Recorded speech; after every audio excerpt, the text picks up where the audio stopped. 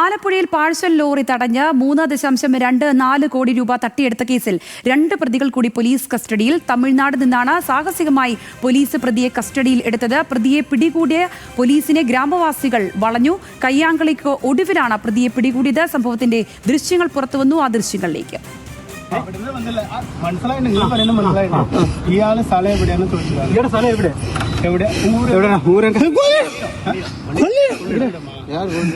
വണ്ടിക്കകത്ത് പെടല്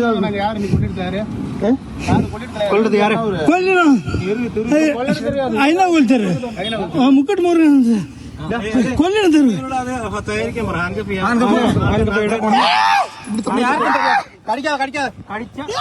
கடிச்சா shoot பண்ணுடே shoot பண்ணிடுவேன்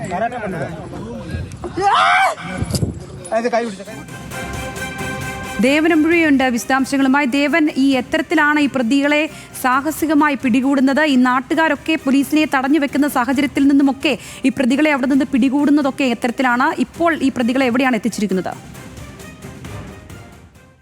കഴിഞ്ഞ 13-ാം തീയതിയാണ് ഈ കൊല്ലത്തേക്ക് കൊണ്ടുവരികയായിരുന്ന ഒരു പാഴ്സൽ ലോറിയിൽ കൊല്ലത്തേക്ക് കൊണ്ടുവരികയായിരുന്ന 3.24 കോടി രൂപ ആലപ്പുഴയിൽ വെച്ച് ഒരു സംഘം വാഹനം തടഞ്ഞു നിർത്തി തട്ടിയെടുത്തത്. പാഴ്സൽ ലോറിയിലായിരുന്നു ഇത്രയും പണം കൊണ്ടുവന്നിരുന്നത്. കൊല്ലത്തെ ഒരു വ്യാപാര സ്ഥാപനത്തിലേക്ക് കോയമ്പത്തൂരിൽ നിന്നും കൊണ്ടുവന്നതാണെന്നാണ് ഈ പണവുമായി ബന്ധപ്പെട്ട ലഭിക്കുന്ന വിവരം. എന്നാൽ അന്ന് തന്നെ അതിനുശേഷം ഈ പോലീസ് ഈ സംഭവത്തിൽ കൃത്യമായ അന്വേഷണം നടത്തിയിട്ടുണ്ടായിരുന്നു.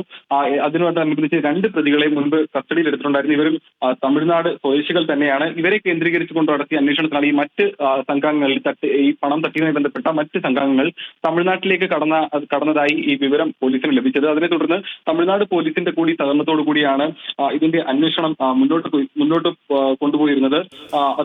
അത് സംബന്ധിച്ച് ഈ തമിഴ്നാട്ടിൽ പോലീസ് എത്തി ഇത് സംബന്ധിച്ച് തെളിവെടുപ്പെല്ലാം നടത്തിയിട്ടുണ്ടായിരുന്നു. അങ്ങനെ ഈ തമിഴ്നാട്ടിലെത്തിയ സംഘം അവിടെ നിന്നും ഈ 2 പ്രതികളിൽ കൂടി അവിടെ ഒളിവിലുണ്ടെന്ന് വിവരത്തെ തുടർന്നാണ് അവിടേക്ക് എത്തുന്നതും അവിടെ നിന്ന് ഈ പ്രതികളെ പിടികൂടാൻ ശ്രമിക്കുന്നതിനിടെയാണ് ഈ നാട്ടുകാർ ചേർന്നുകൊണ്ട് പോലീസിനെ തടയാനുള്ള ഒരു ശ്രമം നടത്തിയത്. തമിഴ്നാട്ടിലെ തന്നെ പ്രസിദ്ധമായി ഈ മോഷണ കേസുമായി ബന്ധപ്പെട്ട് പ്രതികളെല്ലാം തന്നെ അല്ലെങ്കിൽ കൂടുതൽ പ്രതികൾ താമസിക്കുന്നെന്ന് പറയുന്ന തിരുട്ട് ഗ്രാമമായ കൊല്ലിടത്ത് നിന്നാണ് ഈ പ്രതികൾ ഇപ്പോൾ പിടികൂടിയിരിക്കുന്നത്. അവിടെ നിന്നും പ്രതികളെ കടത്തിക്കൊണ്ടുവരാൻ ശ്രമിക്കുന്നതിനിടെ നാട്ടുകാർ ചേർന്ന് ഈ പോലീസിനെ തടയുകയും ഈ വാഹനം തടഞ്ഞു വെക്കാനുള്ള ഒരു ശ്രമവും എല്ലാം തന്നെ നടത്തിക്കൊണ്ട് ഏറെ ശ്രമപ്പെട്ടാണ് പോലീസിന് അവിടെ നിന്നും ആ പ്രതിയെ അവിടെ നിന്നും പുറത്തേക്ക് കൊണ്ടുവരാൻ സാധിച്ചത്. അതിനുശേഷം മറ്റൊരു പ്രതിയെ പിന്നീട് പോണ്ടിച്ചേരിയിൽ നിന്നും ഈ അന്വേഷണ സംഘം കസ്റ്റഡിയിലെടുക്കുകയുണ്ടായി.